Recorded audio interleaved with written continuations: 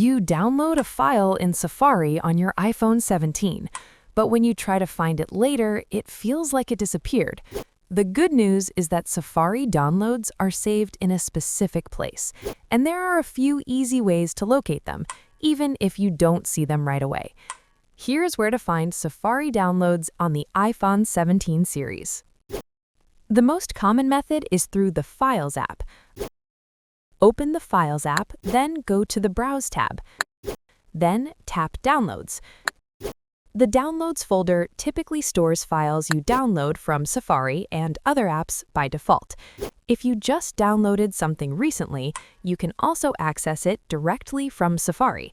Open the Safari app, then tap the download arrow icon next to the address bar or search field at the bottom.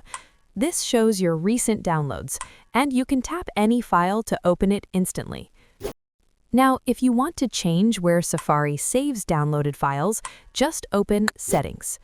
Scroll down and tap Apps, then find and tap Safari.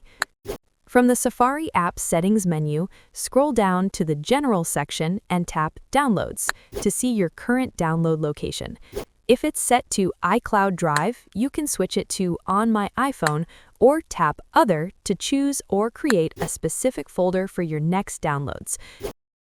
You can even create a new folder inside the Downloads directory to keep things organized. Just label your folders properly so you won't have a hard time finding which folder stores your file. Once changed, all future Safari downloads will save to the new location you selected.